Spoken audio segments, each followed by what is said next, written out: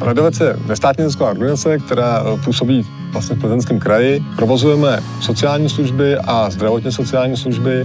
To, co se stalo v roce 2022, příchod lidí z Ukrajiny, uprchlíků, to je nějaká velká zátěž. Na duševní zdraví těch lidí to má velký dopad. Takže nějak jsem hledal jako cestu, jak těmhletěm lidem pomoct a hned v roce 2022 tak se mi podařilo vlastně zaměstnat první ukrajinskou psycholožku a dneska máme už psycholožky 2 a to právě díky projektu VHO.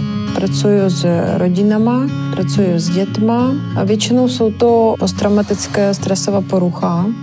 V většině případů adaptace v cizím státě, začlenění dětí do různých skupin, do tříd a tak dále, různé konflikty v rodině taky často bývají. Projekt na podporu ukrajinských uprchlíků vznikl na počátku války. My jako Centrum psychosomatické medicíny jsme měli nějakou potřebu v rámci našich možností pomoct.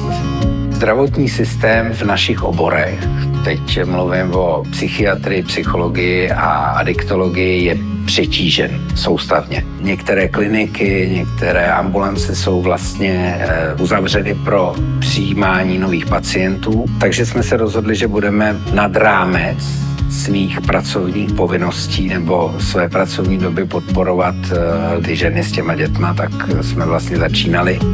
Vlastně hlavním cílem bylo postavit tým odborníků, který budou pomáhat uprchlíkům z Ukrajiny tady u nás v Plzeňském kraji. Díky projektu jsme zaměstnali taky sociální pedagožku, tak, aby jsme mohli se zaměřit nejen na duševní zdraví, ale taky trochu podpořit integraci vlastně mladých a seniorů do tady běžné komunity. To bez té podpory organizací jako je VHO, stát nebo jiných organizací, které by se na tom podílely, nejde.